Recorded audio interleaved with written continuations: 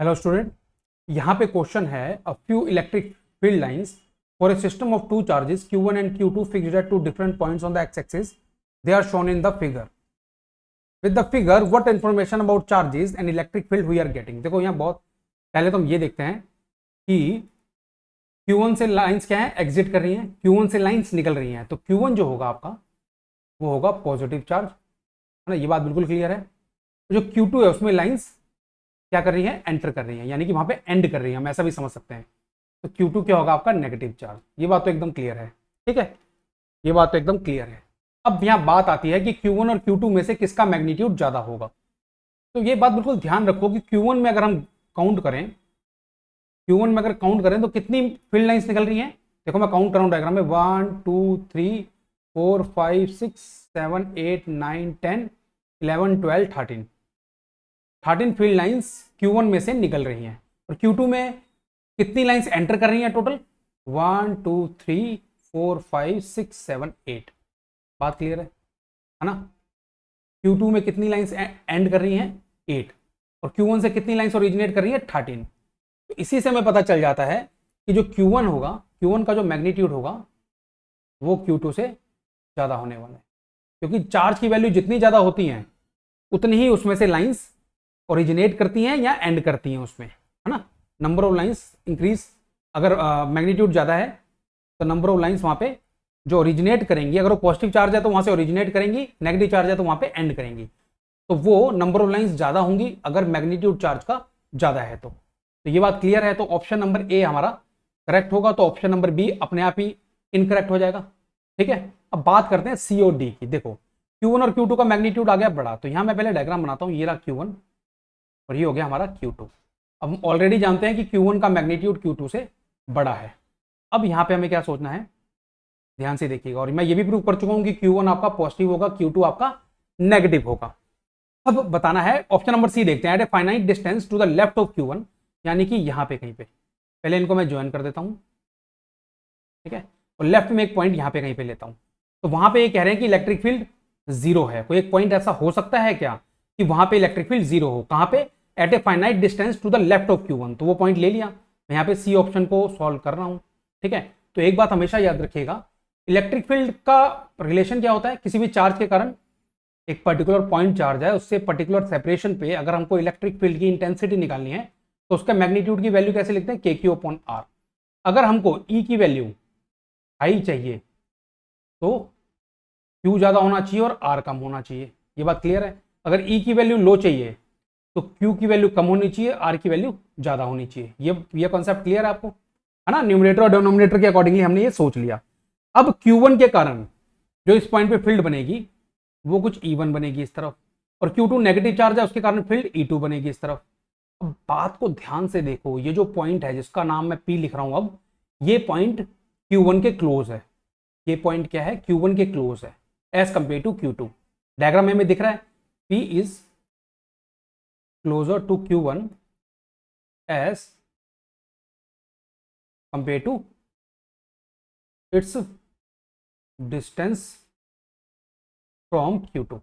ये बात क्लियर है। तो P पॉइंट पे Q1 जो फील्ड बनाएगा वो बहुत बड़ी होगी। उसका रीजन क्या है, उसका रीजन बिल्कुल क्लियर है कि तो E1 की वैल्यू होगी वो बहुत बड़ी वाली आने वाली है, क्योंकि Q1 जो है वो ऑलरेडी बहुत बड़ा है एज कंपेयर टू Q2, ठीक है ना।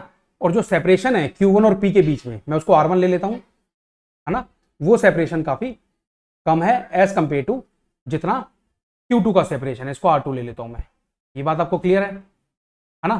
तो ये जो दो कंडीशंस आ रही है यहाँ पे कि आप एक पर्टिकुलर पॉइंट पे फील्ड निकाल रहे हो और उस पॉइंट पे किसी पर्टिकुलर कोई चार्ज पास में भी है और वो चार्ज की वैल्यू बड़ी भी है, तो हम इजीली कह सकते हैं कि जो E1 की वैल्यू होगी वो E2 से बड़ी आएगी, है ना।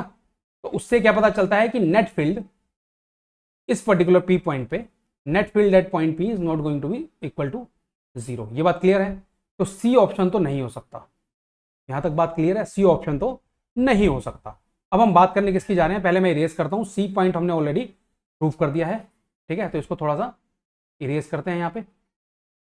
अब मैं कौन सा पॉइंट लेने जा रहा हूं, पहले तो सबको इरेज किया जाए ताकि समझने में आसानी हो, ठीक है। अब ध्यान से समझिएगा। अब मैं बात करने जा रहा हूं डी, पार्ट डी की। डी में बोला हुआ है राइट टू Q2, तो यहां पे कोई पॉइंट P ले लिया, ये R2 हो गया है ना, ये R1 हो गया। बात क्लियर है। Field E2, Q2 negative charge है तो उसकी फील्ड E2 ऐसे बनेगी, इसकी फील्ड E1 ऐसे बनेगी, ठीक है। अब यहाँ पे अगर हम कंपैरिजन करें तो यहाँ पे E1 और E2 इक्वल आ सकते हैं, यहाँ पे E1 और E2 इक्वल आ सकते हैं, ठीक है। क्या हो सकता है, E1 और E2 इक्वल आ सकते हैं। अगर मान लो लिखता हूं मैं, E1 की वैल्यू कितनी आएगी, K Q1 बाय R1, और E2 की वैल्यू कितनी होगी, K Q2 बाय R2। बात क्लियर है, ठीक है। अब अगर ये E1 E2 इक्वल होने चाहिए तो उसके लिए Q1 bye R1 equal to Q2 upon R2 होने चाहिए, है ना। इक्वेट करेंगे, K कैंसिल आउट हो जाएगा, एंड दिस इज पॉसिबल। आप बोलोगे सर कैसे, का रीजन है, आप खुद देखिए यहाँ पे Q1 Q2 से बड़ा है, ठीक है, बट R1 भी तो R2 से बड़ा है, ये बात भी तो है ना। यहाँ पे अगर Q1 Q2 से बड़ा है तो R1 भी R2 से बड़ा है, तो ये रेशियो और ये रेशियो इक्वल हो सकते हैं, है ना। ये दोनों रेशियो की इक्वल होने की पॉसिबिलिटी है। तो हम कह सकते हैं कि अगर E1 और E2 इक्वल आ जाएंगे तो यहाँ पे जो E नेट आएगा P पे वो 0 आ सकता है, क्योंकि दोनों की डायरेक्शन अपोजिट है यहाँ पे E2 और E1 की, और वो एक दूसरे को कैंसिल आउट कर सकते हैं। बात क्लियर है, बात क्लियर है ये वाली, ठीक है। तो आई होप आपको क्लियर है। Option number D is correct, option number D is correct. Previous case में क्या हो रहा था, प्रीवियस केस में ये हो रहा था कि जो के Q1 अपॉन R1 आप ले रहे थे, मैं बात डी सी पार्ट की कर रहा हूं, है ना। डी पार्ट हमने प्रूव कर दिया ना, तो सी पार्ट का एक और भी तरीका समझने का, जो E1 फील्ड आ रही थी के Q1 अपॉन R1 थी, E2 फील्ड के Q2 अपॉन R2 थी। ये बात तो क्लियर है। तो यहां पे प्रॉब्लम क्या आ रही थी, सी वाले पार्ट में क्या प्रॉब्लम आ रही थी कि Q1 की वैल्यू Q2 से बड़ी थी, ठीक है, बट R1 की वैल्यू R2 से, R2 के कंपैरिजन में छोटी थी। तो ओवरऑल जो ये रेशियो था ये बड़ा हो रहा था इस रेशियो से।